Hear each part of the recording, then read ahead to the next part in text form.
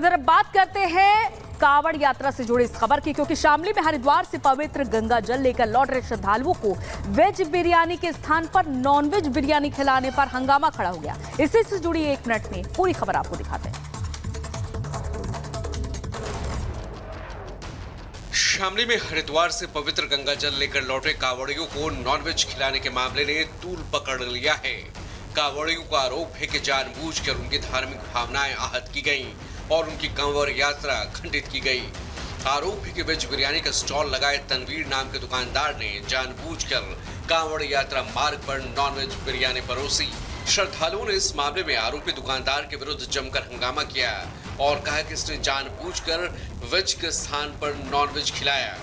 हंगामे की सूचना मिलने पर पुलिस ने आरोपी दुकानदार को गिरफ्तार कर लिया और शांति भंग करने की धाराओं में चालान कर दिया।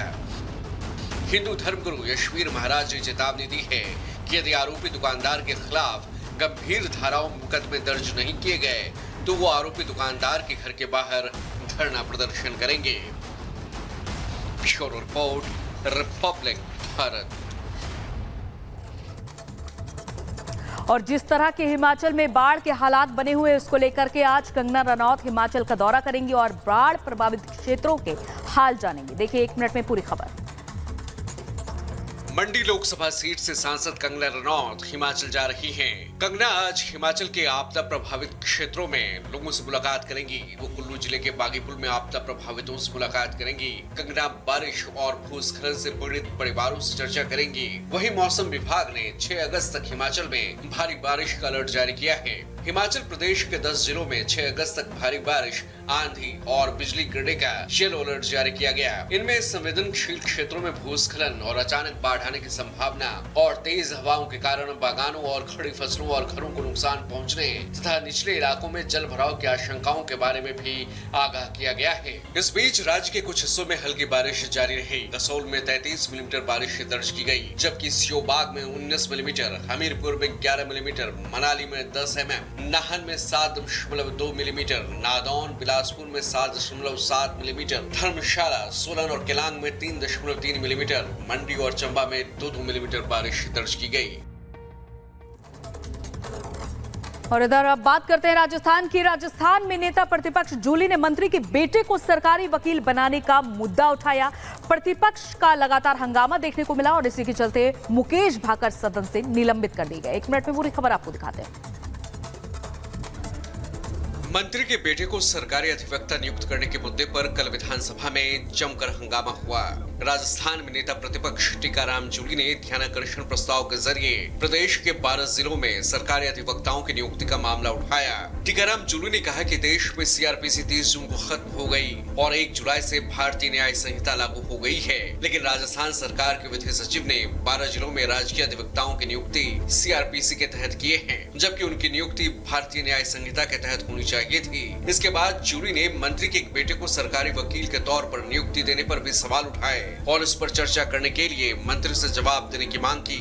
स्पीकर ने चर्चा करने से इनकार कर दिया तो प्रतिपक्ष ने हंगामा और नारेबाजी शुरू कर दी। सरकारी मुख्य सचेतक जगेश्वर गर्ग ने कहा कि मंत्री का बेटा होना गुनाह नहीं है, नियमों में आएगा तो ही बना होगा। इसके बाद राजस्थान विधानसभा स्पीकर ने कांग्रेस के विधायक मुकेश भाकर को सदन से निलंबित कर दिया।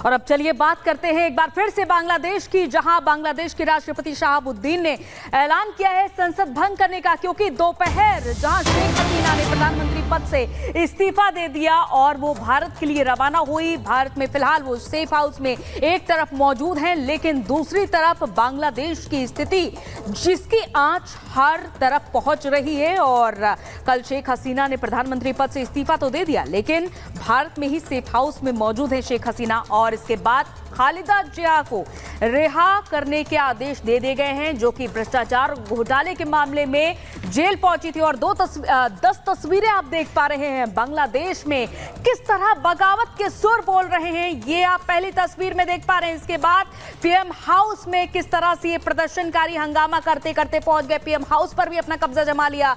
हसीना का इस्तीफा हुआ, इसके बाद भारत में मौजूद है फिलहाल शेख हसीना।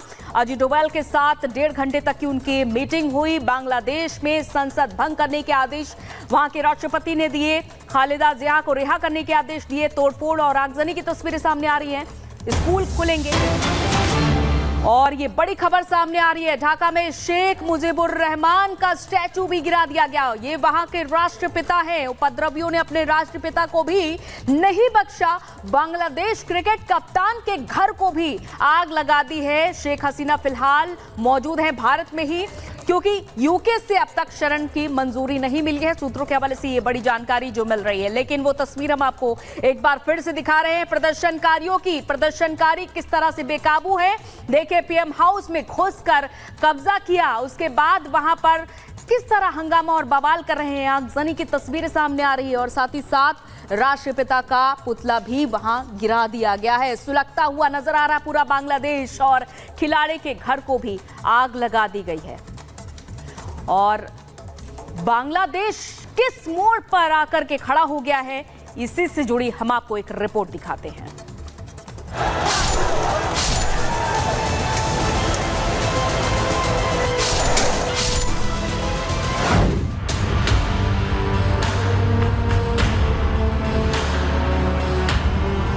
हिंसा, आगजनी और बवाल के बाद आखिरकार बांग्लादेश में वही हुआ जिसका डर था। बंदूक की नोक पर सेना ने बांग्लादेश में प्रचंड बहुमत से चुनी हुई सरकार का तख्ता पलट कर दिया और कमान अपने हाथों में ले ली। 4 बार के प्रधानमंत्री शेख हसीना को महज 45 मिनट का अल्टीमेटम दिया गया और फिर आनन फानन में शेख हसीना ने पहले तो पीएम की कुर्सी से इस्तीफा दिया और फिर बोरिया बिस्तर समेटते हुए सबसे भरोसेमंद दोस्त भारत के पास आ पहुंची।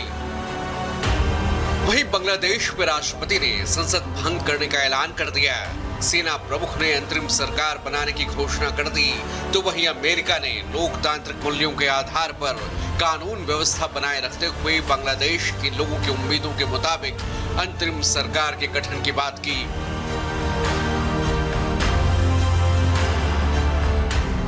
पिछले 2 महीनों से जारी आरक्षण विरोधी आंदोलन की आग ने बांग्लादेश में पूरी सियासी तस्वीर बदल दी। पीएम को न सिर्फ इस्तीफा देना पड़ा, बल्कि जान बचाने के लिए देश तक छोड़ना पड़ा। शेख हसीना भारत में ही हैं और सूत्रों के मुताबिक स्थायी शरण के लिए उन्हें यूके सरकार से मंजूरी का इंतजार है। बांग्लादेश में आरक्षण विरोधी आंदोलन की आग किस कदर फैल चुकी थी, उसका अंदाजा आप इस बात से लगा सकते हैं कि प्रदर्शन के दौरान 300 से ज्यादा लोगों की मौत हो चुकी थी। प्रदर्शनकारियों ने जमकर उत्पात मचाया था, पीएम हाउस में जमकर पार्टी की,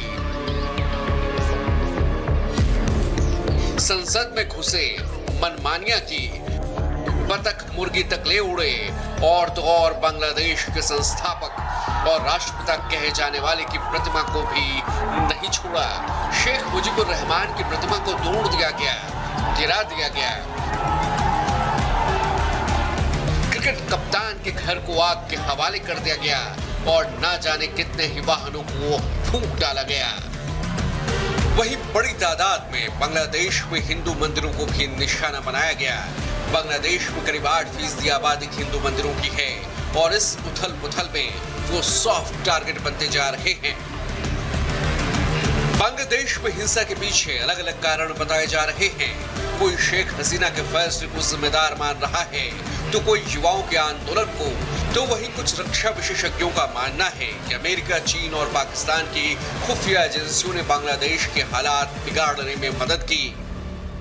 बांग्लादेश की फौज के पास क्या विकल्प था कि या तो वो तिएननमेन स्क्वायर जैसा नरसंहार करे, तो ये तो बिल्कुल जैसे कि श्रीलंका में हुआ था। लेकिन लगता है कि बांग्लादेश की फौज अभी तक वफादार रही है उन्होंने अपने हेलीकॉप्टर में उनको आउट किया, उनका हेलीकॉप्टर है या किसी और हमारी एजेंसी का हेलीकॉप्टर है, ये तो देखना होगा। पाकिस्तान इस तरह की काम जरूर कर सकता है।